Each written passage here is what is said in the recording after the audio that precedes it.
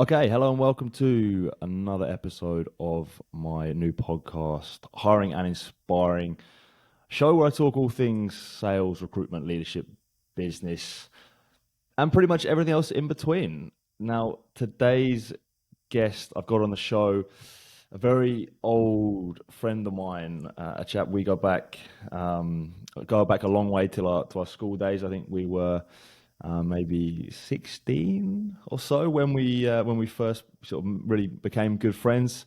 I've got my old friend Tom White on the show. Old friend, he's a great bloke, really good guy. We've stayed in touch. We've made stayed became good friends since then. He now lives out in Dubai. He works for a global consulting firm, and I'm sure he's got a lot of wisdom to share with me. And I'm looking forward to catching up with him. So, Tom, with that intro, how you doing? And Yeah, welcome to the very good, show. thank you. Yeah, it's a pleasure to be here. Yeah, yeah, Good stuff, thank you mate. for having me on. Mate, It's you're welcome. I'm delighted to have you on. So, just to kick it off, when we last caught up, so it was probably a couple of months ago. It was around Christmas and New Year's. I was out visiting you in Dubai. yeah, Yeah, over the festive period, we were catching up. You were kind of in between jobs a little bit. You were finishing up in your old role, um, and you hadn't yet started. You were about to join E&Y, um, massive global consulting firm. You were really excited about it, but you hadn't yet started. So here we are, 2 months down the track. How's it going? How's it been? Tell me about it. yeah. Actually, yeah, that time when you came out, actually, it was a very strange time for me, like between these roles. But I Yeah, think for us, it actually worked out really well because I didn't know until like maybe even just a couple of weeks before that you were definitely going to be coming out, and then the yeah, timing just aligned perfectly because I knew that my contract was coming to an end with my previous company, my yeah, UK based company. So I was in this in between where I had that downtime. So it's actually yeah, worked out really well. But yeah, it was a strange time because I obviously knew that this role was coming up. I'd accepted it. I'd got the job offer. mm, The start date had been pushed back, so I was at a point where I was really excited to start a new role, but yeah, also the nerves were building because it had been over this protracted amount yeah. of Right. time. I'd known it was coming. It was only going to be my second job out of university, so I've only done this once before when I had my first role. Yeah. Okay. Yeah. So yeah, just those nerves were starting to build. But I think what I found with anything that you know is coming up and you've got time to think about, the thought of it always becomes a lot worse than the reality. Yeah. So well, I know this, like I know this through experiences so many times, but it's a really hard mindset to get out of. So even right up until the point where I was entering the building for the first time and heading up in the elevator to the sixth floor, Mm, the nerves were yeah at a peak. mm. But as soon as I got in and was able to have that first conversation with some of the other people that were starting with me, then yeah, the nerves just evaporated, Yeah. and since then it's been a really great experience. Um, Actually, the first guy that I spoke to, another new starter, we formed like a very good friendship with one of the other guys who was also starting that day. So Yeah. Okay. that's been really good to form a bit of Nice. a core team straight away. Yeah, figuring things out. Uh, yeah, so no, it's been really good. A lot of Nice. learning, which has been tough at times. So I've had to put in some extra hours to kind of get up to the same level of as people in my team. But Mm. yeah, the days have also flown by because of that. I think because everything's so new and so exciting. So Yeah.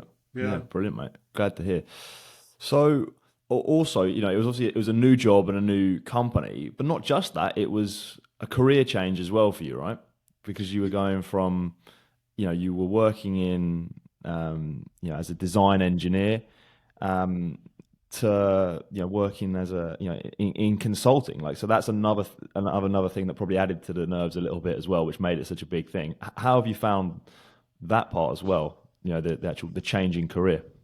yeah, it was definitely something I was hugely conscious about that it was going to be. a whole new set of skills that I was going to have to acquire. And everything that I'd learned about consulting leading up to starting kind of, yeah, fueled that as well because I know it to be a very fast-paced environment. You're having to deal with um, wide-ranging issues that you're consulting on projects that can be completely different, and it Yeah. can change very, very fast as well. So I think the biggest thing that I was concerned about going into it was, am I going to have the time to actually learn these new skills, this new way of thinking, Right. and grow into this role, or am I just going to be thrown Yeah. around all over the place and end up just not being able to progress at all? Yeah. Um, but I got to say, it's been so far, it's been okay. It's only month one into the process, Mm. and I think the main thing that's really helped is just establishing people within the business who have got the time and the willingness Yeah. to get alongside you and help you out. As in like kind of And mentor figures, like people you can learn from. yeah, exactly Yeah. that. So that's been amazing. And I think without that, it would be very, very challenging. Yeah. Bit of it like imposter syndrome as well. You kicking in, not coming from any experience in that field before. Yeah, for sure. Yeah.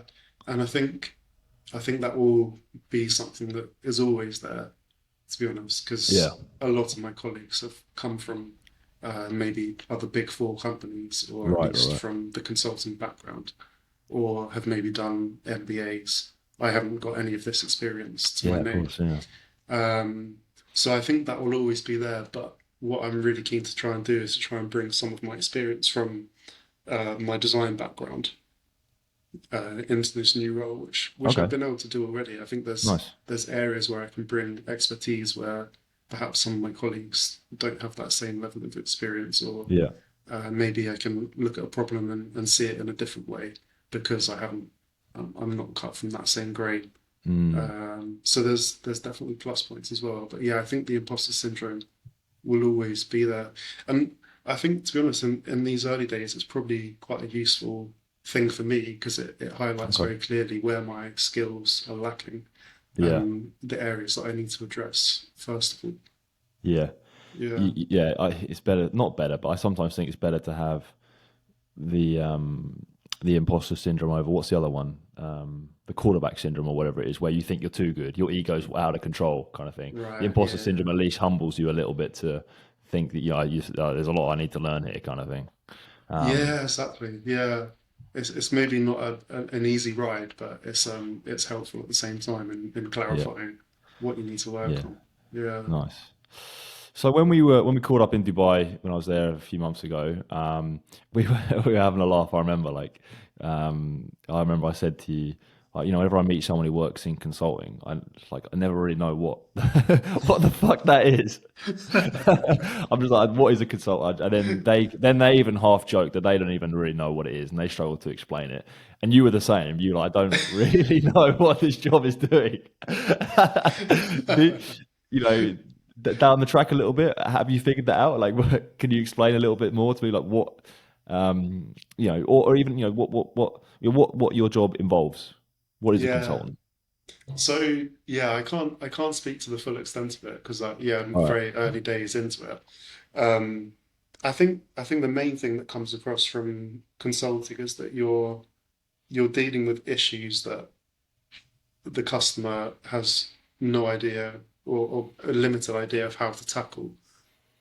So in some of the cases, the projects that I've been involved in is government entities who are looking to uh, venture into a new area, and they need help in uh, finding the best way to do that. Okay. So for them, uh, perhaps the environment that they're going to, they don't have enough knowledge, and they don't have the time or maybe the strategic thinking to Right. know about how to acquire that knowledge.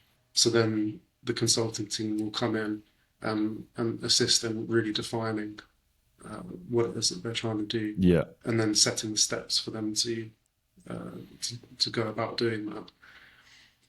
So So, yeah, So real simply put, like it's a service, the offering, like, Yes, yeah, yeah. it's a to save them time, energy, effort, resource. You just they want something, you provide it, kind of thing, without them Yeah, doing the work. Obviously, they must pay for it, I guess. But yeah, exactly. Yeah, it's all service driven.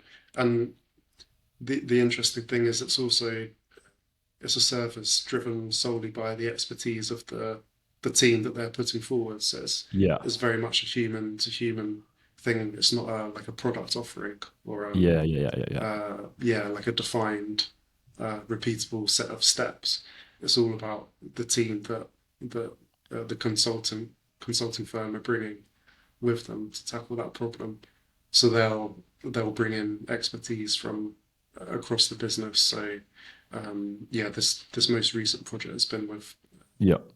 a government entity. So yeah, they bring a core team who've got a lot of experience helping governments tackle similar issues. Um, Mm. so that I guess for the customer, they're getting the assurance that the guys that are helping them have done this before, and they know how to tackle this issue in a really efficient and yeah, Yeah. goal-driven manner. Yeah. Yeah. Nice. You touched on like the different parts of the business. So you now work for a massive company. I think it's what, like, over a quarter of a million employees globally or something like that. I could be wrong there. Correct me Mm. if I'm wrong. What's it like working for such a huge company? It's very exciting. I've gone from one stream to the other because I came Okay. from a very small, very specialized firm. Yeah. So that had its own advantages because you know everyone in the business, you know the Yeah. business inside out. Um, so it was very comfortable, and you feel like you're really kind of an expert in that domain. Yeah. The products, in my case, the products we were designing, we were the only ones really doing that. And going to the other extreme, a huge company with so many different service lines and expertise spread across multiple areas. So it's been really exciting because there's just so much going on, so many people doing so many different things. Um, so yeah, from that side, it's been great. Mm. Ever like ever feel like just a number, or is it that's sort of too early to say? Because I know, like you said, when you're working for a small company, you very much feel part of it. You can make a name for yourself. Yeah, How have you found it in such a huge company? I think in the very early days it did feel a bit like that because Yeah. after our induction process, which was only just one day, we kind of then cast off into the business, Mm. and then because it's a what they're selling as a service offering based on the expertise of the core team they're presenting, you have to kind of market yourself to the engagement managers, the people responsible for the projects. Okay. The onus is very much on you to go out into the business and advertise yourself and get engaged on projects. So I think in the first few days of trying to tackle that, then yeah, it felt a bit like I'm just a resource and I'll be picked up and then maybe drop Mm. down again and then I have to repeat this whole process. And Okay.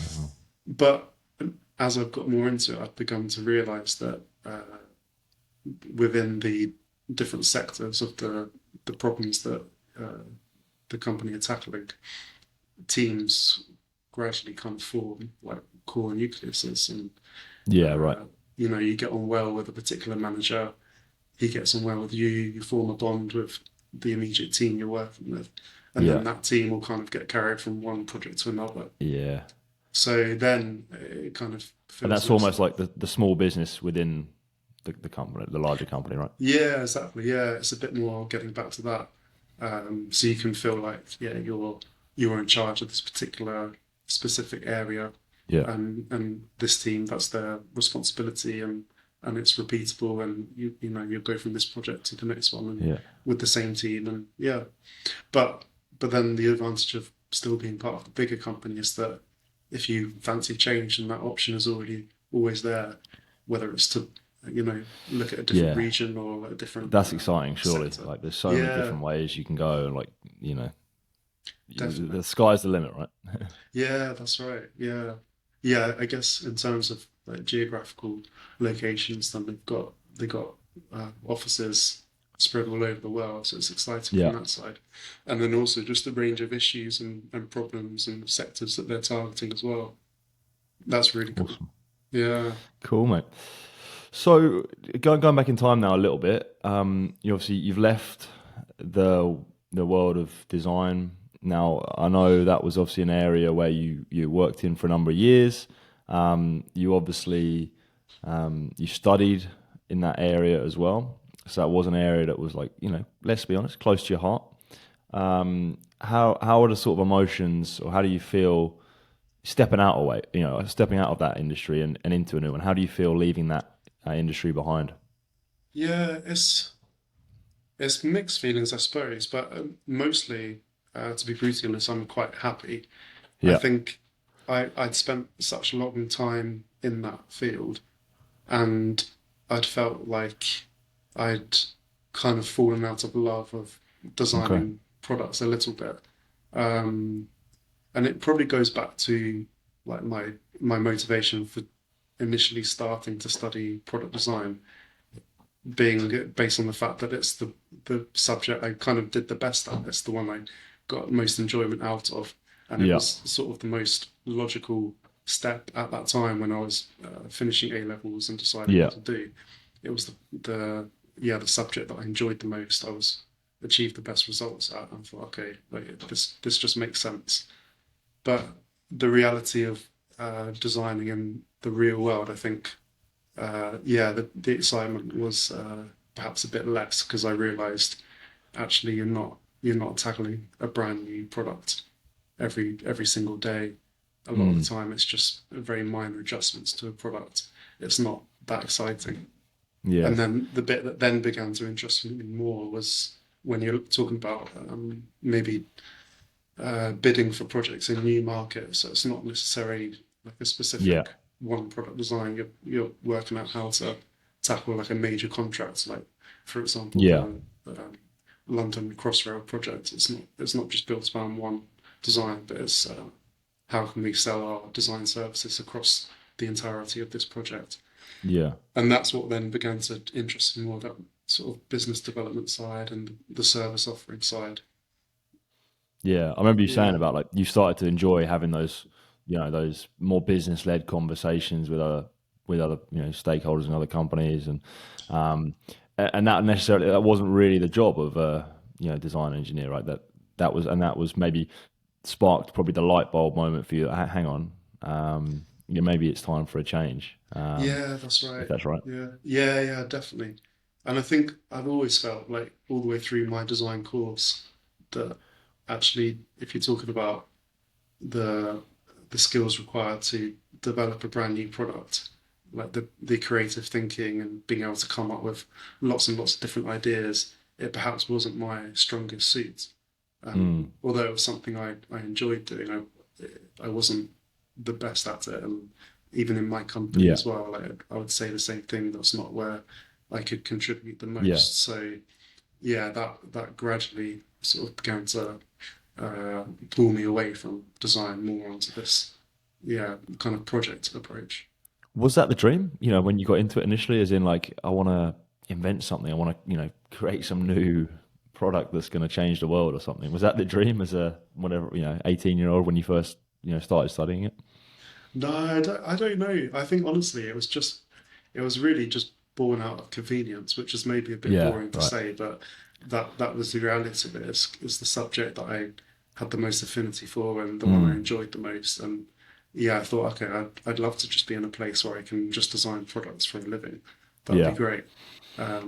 I guess I kind of imagined it would be like our design and technology classes at George Abbott School, like every Just day. sawing But up bits of wood and stuff. yeah, exactly. Yeah, yeah, yeah.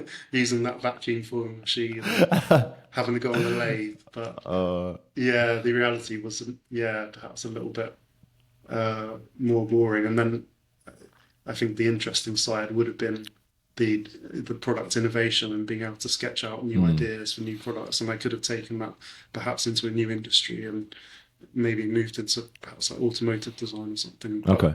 yeah, I think my skill set I realized was yeah, less towards the design side.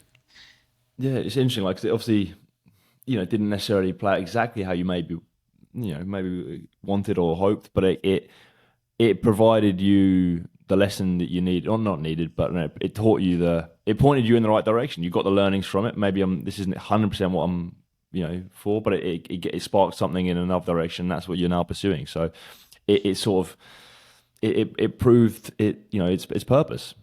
Yeah, You got your learnings from it, right? It's all part of your journey. Is that what you think? exactly. Yeah, definitely, definitely. I think, yeah, I think for me then there were certain and approaches that I was able to leverage in order to move into this new industry. Mhm. And yeah, without having first done this, I obviously wouldn't have acquired that. So yeah, it would definitely serve the purpose for Yeah, sure. nice. Yeah. Mate, so next question, I'm gonna switch it real up here. I'm gonna go even further back in time. So, Tom and I, funny story, really. We way back when I think we were sort of 16, 17. We were still at school. We actually both got our first jobs ever, like first jobs working doing anything. We got jobs together at working part time, working Saturdays at basically a shop in our hometown called Halfords. It's like a I don't know, car parts sort of accessory type store. We just randomly both got jobs there together, and we became good friends working there together as well. And just thinking about that time, how do obviously many years down the track now, how do you look back at that little period, our first, and your first foray into the world of professional work? Yeah. I think every time that I go past the Halfords, then I can't help but smile because it's attached to so many memories that we built up during that time. Yeah, Like some of them were pretty tough, like not great memories, but for the most yeah, part, it was just really, I think, really good fun. There wasn't all that much pressure because the roles we were in were just sort of assistants, really, weren't we? Like yeah, yeah, store assistants. So yeah, it never felt like there was too much of a burden there. mm, And yeah, looking back now, like I think it was just a great learning experience yeah, to do with yeah how to interact with colleagues, yeah. how to interact with management. We had some pretty, or one particularly really mean manager who yeah I Yeah, still despise to this day. Yeah, yeah, a lot of stuff. I think, yeah, it definitely prepared me for the real mm, working world. yeah. I'm the same. Like, I didn't no idea at the time. Like, I didn't. I sort of, used to dread it. I said, oh, bloody hell, I got work, bloody hell, working in that shop again. But like, obviously, we did have fun. But like, now looking back, I definitely learned just some real, just basic stuff about, just how to interact with people, how to speak with adults for the first time, kind of thing. Like Mm, how to, just how to graft a little bit, like little, a few of the people in this, some people did work really hard in there, and they definitely taught me a few things. So yeah, um, it was definitely, I'm glad we did it. Starting work at 16, it's quite a young age to, 'cause sometimes I don't know about you, I've met people in my life and they sort of didn't get their first job until they were, 21 or something, and it's like, yeah, I mm. can tell, kind of thing. Yeah, yeah, I think that's right. I think like it was probably a good balance between like a fairly light workload in terms of like the complexity of stuff we're having to do, but Yeah, still having that responsibility to show up when you've said you're going to be there and commit to those hours. Like sometimes it was on a Thursday night, I think we had to do a shift, yeah, we which did, was yeah, not very fun, like getting back from school and then having to drag yeah, ourselves down there on a Thursday evening and then the same again on perhaps a Saturday morning or a Sunday. mm, Uh, yeah, I think realizing that it's just something you have to do. Um, yeah, and then on the flip side, meeting some very fun people and realizing that work isn't always just something you have to do to get some money. yeah, Like it's a social thing as well. yeah, 100%. Yeah. Back to the present then. You're living in Dubai. You've been living there for a year and a bit, year and a half, coming up a Yeah, a year and a year and half, a is it? half now. Yeah. Yeah, year and a half. Life in Dubai, expat life. A year and a half in, how are you finding it? Just generally living in Dubai. What's on your mind there? Yeah, I think probably around the time he first came out, which was it was May of last year, wasn't it? So Yeah, I first, think you'd maybe been there 6 months at that point. yeah, that's right. Yeah, I think at that point I was very much on the fence about, uh, yeah, one just expat life in general, and then Yeah. specifically expat life in Dubai. I think I was a point where, yeah, I probably was still quite attached to a lot of stuff at home. Not that Mm, I'm not now, but it was probably had a greater bearing then. So I'd left behind like a really amazing set of friends who I'd hung out with a lot, um, and had, yeah, a really close bond with. Obviously family as well. Um, so I was still in a place where there's a lot of mixed feelings about being there, and then it, that's just speaking about expat life in general. But then in Dubai specifically, then I think the climate was just such a massive shock to me, yeah. and the lack of nature is just plonked in the middle of the desert. So I really missed that, like being able to go out for a walk and into the countryside, and Mm, or being able to go and have a kickabout at a local park. Um, yeah. it's just not something that was possible. But now, like a year further on from that point, then it's really changed. Like I absolutely Okay. love life here. Yeah. I enjoy city life. I never Yeah. thought I'd ever be someone who'd enjoy living in the city, but yeah, I really love that, and expat life in general. I've begun to realise it's very exciting. Yeah.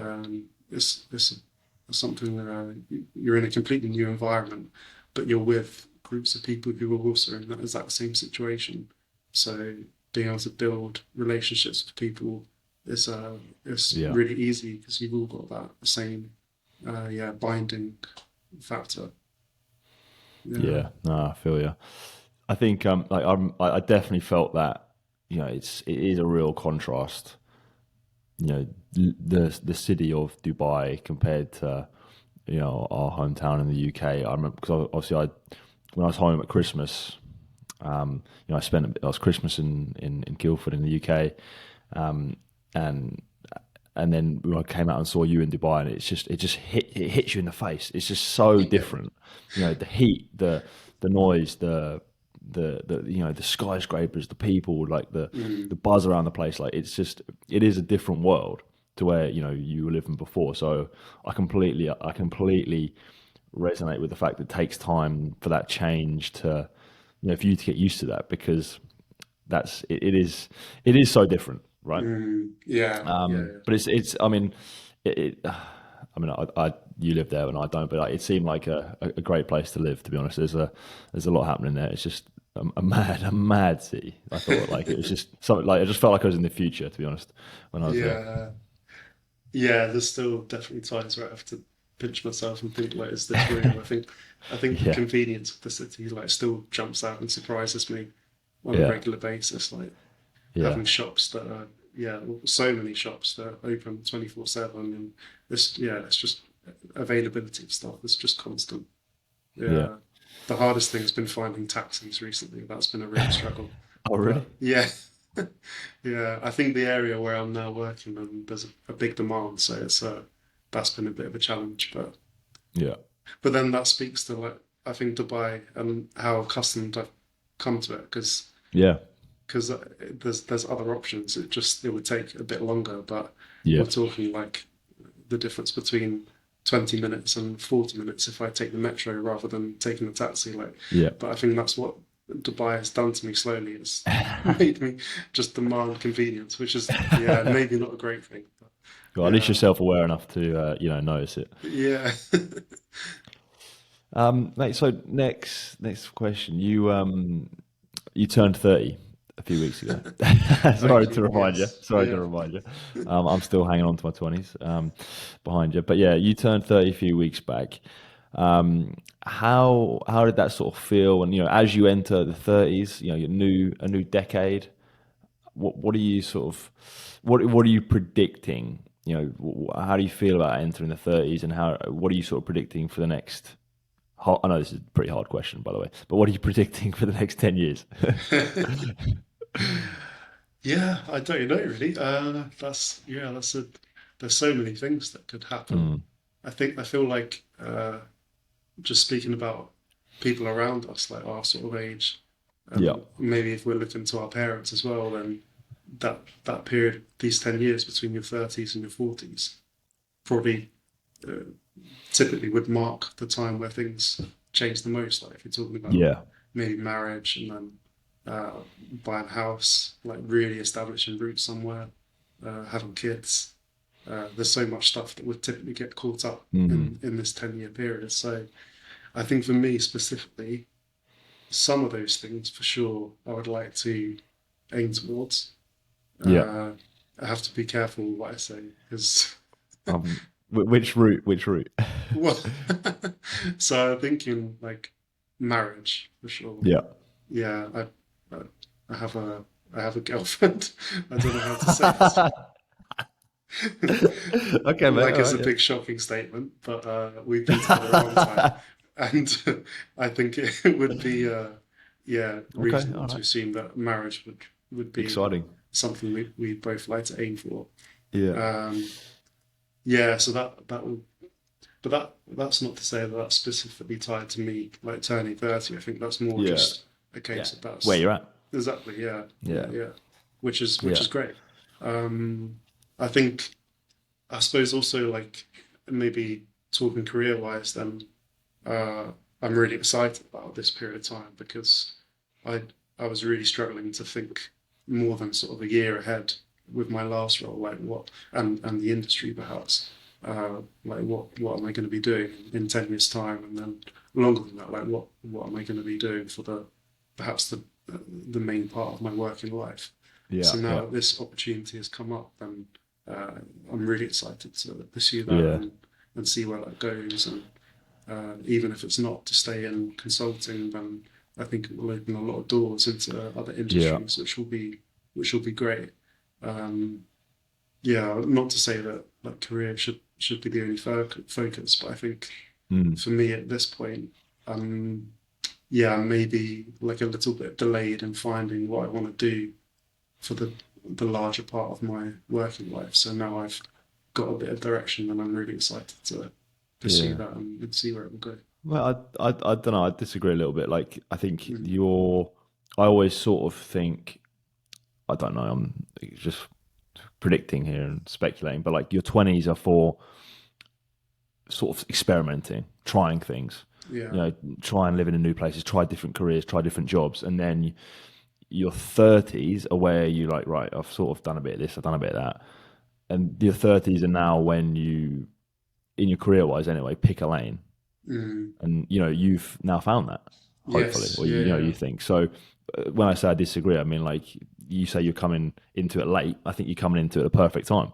You know, Mm, your 20s were for, as you say, trying things, learning things, and you got the learnings. And now, I think for a lot of people, your 30s are when you really, you know, kick on in mm, your career. That's the time when you really start, you know, I don't want to say climbing the ladder. That's just a bit of a wanky term, but yeah, that's when you really press on. I think, yeah, for you, mate, that's probably, you know, touch wood and predicting. That's what I see for you, mate. So, yeah. um, Yeah, that's great. I'm definitely really excited. I think just to be able to find something that I can genuinely find interested in and like look forward to doing every day, then yeah.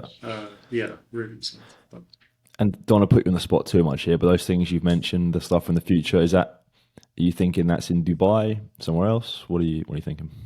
yeah, I don't know. I think yeah, like I was saying before about the expat life and being in Dubai specifically, then like my mindset when I came out here was it was very much a short term thing, and for Lala, my Mm, girlfriend, and I, then it would be to return to the UK and yeah. sort of push on with those things. But yeah, that's definitely changed a bit. Not to say that it is like set in stone, but I think Yeah. for now, like with the opportunities that were presented here to like work wise and perhaps like personal social life wise, then It's Yeah.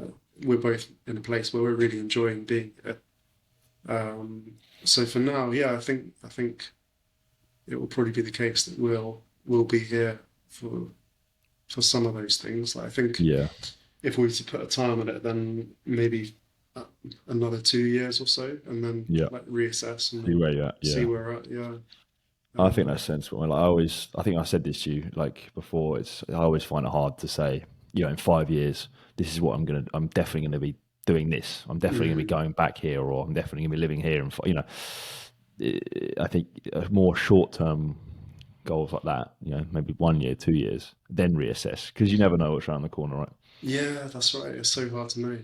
Mm. Yeah.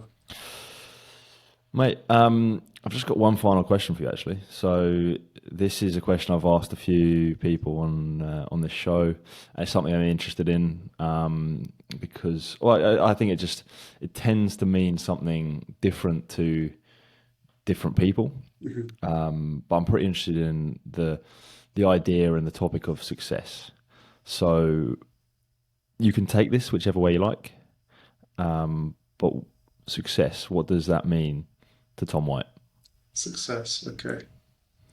So talking about my own, like what I would define success as for Yeah, myself. what's success for you? Yeah. Yeah. What is, yeah. I think, well, I think if I was to try and define success in a really broad term, it would be to like action a specific set of uh, objectives to meet an overall goal, and Okay. then that would be once you've achieved that goal, then that to me would be Interesting. success. Yeah. But that's not to say that like I think success has to be contained into just achieving one goal.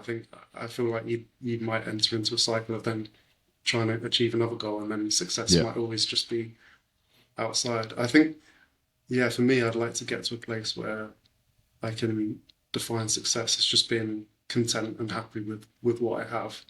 Yeah.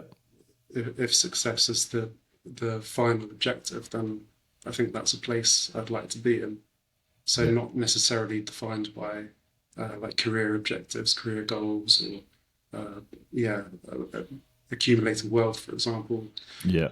Just in the point where I can be happy and content with what I have, and Yeah. have that as the final goal that would yeah define success. Boom. Drop the mic. No, I'm joking. I love it. That's great, mate. Tom White, thanks. Thanks a lot for coming on, mate. That was a really good chat. Really enjoyed it. Sounds like you're doing some great stuff in the new role. I'm really pleased for you. I'm buzzing for you. Keep up the good work. Appreciate your friendship. And I appreciate you kept coming on and taking the time to have a chat with me, mate. So, um, yeah, mate. Thanks a bunch. Thanks a bunch, and I'll speak to you soon. Tom Thank you White. very much. No, I really enjoyed it. Looking forward to hearing future episodes.